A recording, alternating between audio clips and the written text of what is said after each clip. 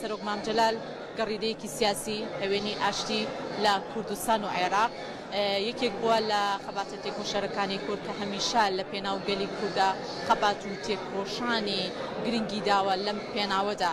ئەتوانین بڵێن سەرۆک مام جەلال خاوەن مێژوویەکی پرشنگان لە شاخ و شاردا، پارێزەری ئاشتی و سەرکردەی نەتەوەی کورد. بێگومان بیرەوەریەکانی سەرۆک مام جەلال لە بیر و هزری هەر یەکێکمانە ماوەتە و بێگومان لە سەر ڕێچکە و ڕێبازە جوانەکەی هەڤاڵ مام جەلال هەمیشە کادرانی خۆشەویستی یەکێتی نیشتمانی کوردستان و هەڤاڵانی تێکۆشەر و هاوڵاتیانی خۆشەویست و خۆنەویست و بە سەرجەم چین و توێژەکانەوە ئەیانەوێت ئەم پەیامە جوانەی هەڤاڵ مام جەلال و خزمەتکردنی تەواوی لە بوارە جیاجیاکانە ئەیانەوێت زیاتر لەسەر ئەو ڕێچکەی بەردەوام بن کە هەمیشە هەڤاڵ مام جەلال خەمخۆرێکی گرنگی ئەو بوارانەش بووە لە سەرجەمکایە جیاوازەکانی ژیاندا. جا ئێستا دوو میوانی خۆشەویست لەگەڵمانە ئەبێت زیاتر لە سەر هەڵوەست و بیرەوەریەکانی هەڤاڵ مام جەلال وتە و پەیامیان لێوەرەگرین زۆر بەڕێز. کاک ئاواتم لەگەڵا بێ. کاک ئاوا دەگەر بێتە لای من سپاس بۆ ئامادە بۆ نەتەرباس لەوە ئاکەین لە یادی 6 ساڵی کۆچی دوایی هەڤاڵی تێکۆشەر سەرۆک مام جەلال ئەتانێت پەیامێک بڵێن؟ زۆر سپاس، درود و سڵاوانێرم بۆ گۆڕی پاکی جەنابی مام جەلال.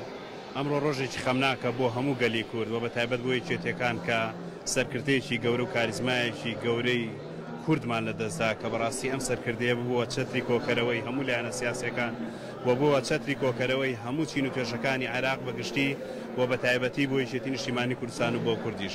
بەڕاستی ئەمڕۆ ڕۆژێکی خەمناکە، دەبێ هەمومان بیر لەوە بکەینەوە کە جەنابی مام جەلال لە ڕابردووە ڕێنمایەکانی چی بووە، وتە جوانەکانی چی بوون و بەرنامەکارەکەی ئەو وتە جوانەکانی ئەو بکەینە ئەجندای کاری ڕێکخراوەی خۆمان لەسەر جەم ئۆرگانەکانە ئێمە ئیشی پێ بکەین و بگەڕێنەوە بۆ ئەو بەرنامەی کە ئەو هەیبوو کە یەکێتی دەبێت لە خانە و قوڕەکانەوە دەست پێ بکە. دەبێ ئێمە ئەم جارە بە بەرنامەی تازە کە داڕێژراوە لە پەیڕەوی ناوخۆی یەکێتی نیشتیمانی کوردستانە گەڕانەوەی یەکێتی بۆ ناو سەرجەمچین و توێژەکان و بۆ ناو هاوڵاتیان بۆ بە ئاگابوون لە هەموو معاناتی هاوڵاتیان و هاونیشتیمانیانی هەرێمی کوردستان لە زاخۆ تا خانەخین، چونکە یەکێتی نیشتیمانی کوردستان وەکو حیزبێکی سیاسی گەورە و گرنگ تەنها لە شارێک نییە، خۆی بە خاوەنی هەموو هەرێمی کوردستان ئەزانێ و پێگەیەکی بەهێزی هەیە لە عێراقا. دەبێت پێگە بەهێزەکەی و پەیوەندی و عیلاقاتە بەهێزەکانی جەنابی مام جەلال لە بەغدا بەکاربێنێ بۆ ئەوەی کە بتوانین ژیانێکی شایستە و خۆشگوزەرانی بۆ سەرجەم هاوڵاتیانی هەرێمی کوردستان و بەڕاستی بۆ عێراقیش دابین بکەین. دەبێ هەرچی خزمەت گوزاریەک دەکرێت لەسەر دەستی یەکێتی نیشتیمانی کوردستانە بکرێت، چونکە یەکێتی نیشتیمانی کوردستان هەم پێگەی بەهێزە و هەم کاریزمایەکی گەورەی هەبووە لە ڕابردووە کە چەتری کۆکەرەوەی هەموو لایەنە سیاسیەکان بووە و بە خۆشحاڵیەوە ئێستا یەکێتی نیشتیمانی کوردستان لە دوای کۆنگرەی 5 لە دەستێکی ئەمینایە سەرۆک باڤڵ بە هەمان نەمەتی جەنابی مام جەلال بە بەرنامەی جەنابی مام جەلال خەریکی کۆڕ و کۆبوونەوەکانەتی لەگەڵ لایەنە سیاسیەکان بۆ ئەوەیدا ئەو بەرنامانەی جەنابی مام جەلال تەمەن ڕێگەی پێنەدا تەواوی بکە و جەنابیان تەواوی بکە. ئێمە وەکو یەکێتی وەکو هاوڵاتیەکی هەرێمی کوردستان وەکو کەسوکارێکی شەید ومێدێکی زۆرمان بەوە هەیە کە جەنابی کاک باڤڵ سەرۆک باڤڵ دەتوانێت بە هەمان ڕێگەی جەنابی مام جەلال بڕواتوە یەکێتی بەهێز بکە خۆشگوزەرانی بۆ هەرێمی کوردستان بهێنێ. بێگومان هەمیشە سەرۆک باڤڵ جەلال تاڵەبانی هەمیشە ئاواتی ئەوەیە لەسەر ڕێچکە جوانەکەی ڕێبازە جوانەکەی هەڤاڵ مام جەلال و هەمیشە ئەوەشی بۆ کادرانی یەکێتی نیشتیمانی کوردستان دووپات کردەوەتەوە. زۆر بە کورتی کاگاواز پێمان بڵێ هەڵوەست و بیرەوەرە جوانەکانی هەڤاڵ مام جەلال لە قۆناغە سەختەکانە تا چەندە توانیوێتی کە بۆ نمونە ئەو هەوڵی زۆر و ماندووبوونی زۆری بۆ چەشتووە ڕەنگە حەزی کردبێ زیاتر نەوەکانی دوای خۆشی کادرانی یەکێتی زیاتر لەسەر ئەو هەڵوێستە جوانە بڕۆن کە لە بیرەوەری و یادەوەریە جوانەکانی لە قۆناغە سەختەکانە بڕیوێت.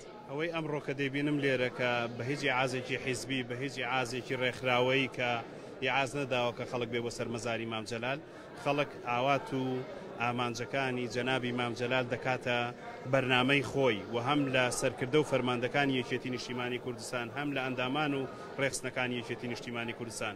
بۆیە هەمومان دەمانەوێ ئەوەی جەنابی مام جەلال کە تەمەن ڕێگەی پێنەدا تەواوی بکەن، ئێمە لەسەر ڕێچکەکەی ئەو بەردەوام بین بیگەینینە کەناری ئارام. جەنابی مام جەلال ئاواتی بوو هەرێمی کوردستان ببێتە دەوڵەتێکی سەربەخۆ، هەموو سەرجەمچین و توێژەکان بە خۆشگوزەرانی بژین، چونکە یەکێتی نیشتیمانی کوردستان لەسەر دەستی کەسوکاری شەیدان و بەڕاستی خەڵکانی خانۆقوڕەکان کە هەموو چین و توێژەکان نەگرێتەوە دروست بووە. بۆیە دەبێ ئێمە ئەم جارە بە بەرنامە تازەکەمان بەم شێوازە ئیش بکەین کە بەرنامەی جەنابی مام جەلال بووە.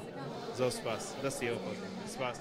سپاس بۆ پەیامە جوانەکانت. بەڵێ خۆشەویستان لەگەڵتانە بەردەوامە بین لەم ڕۆماڵە تایبەتەی یادی 6 ساڵەی کۆچی دوایی سەرۆک مام جەلال. جایسا کاک ئومێدم لەگەڵا بێت بە ڕێزیشان وەکو کادرێکی یەکێتی نیشتیمانی کوردستان بەزانین پەیامی ئەوان چییە. کاک ئومێد بێتە لای من. سپاس بۆ ئامادەبوون سڵاو لەبێت بە هەر لەوە دەست پێ بکەین بەڕێستان بۆ یادی شکۆی نەتەوەیەک سەرۆک مام جەلال ئەتانێت پەیامێکی جوان لەسەر مەزاری پیرۆزی هەواڵ مام جەلال بگێنن. وڵا لە یادی 6 ساڵ تێپەڕبوون بەسەر کۆچی دوایی ڕابەر و سەرکردەی نەتەوەی کورد جەنابی مام جەلال سڵاو و ڕێز ئەنێرین. داواکارین لە خوای گەورە لێ خۆش بێ و ڕۆحی بە بەهەشتی بەرین شاد کات و لە یادی 6 ساڵەی تێپەڕبوونی کۆچی دوایی جەنابی مام جەلالە بەڵێنە دەین درێژە پێدەری بیر و ڕێبازەکەی جەنابیان بین و هەروەها لەسەر ڕاستپاردە و ئامۆژگاریەکانی ئەو بەردەوام بین کە هەمیشە دووپاتی ئەکردەوە کە خزمەتگوزاری خەڵک بین. ئێمەش وەکو کەرتی تەندروستی کە لەسەر ڕاستپاردە و لەسەر ڕاستپاردە و ئامۆژگاریەکانی جەنابیان و هەر دایمەن هانی ئەداین کە خزمەتی کۆمەڵانی خەڵکی کوردستان بگەین و جەنابیان خۆی زۆر بەپەرۆش بوو بۆ خزمەتی تەندروستی هاوڵاتیان و لە چەندین ویزگە و لە چەندین قۆناغا هاوکاری با تەندروستی کردووە بۆی لە ڕێگەی تەندروستیەوە خزمەت بە خەڵکی هەژار و نەدار و خەڵکی تێکۆشەری ئەو وڵاتە بکرێ.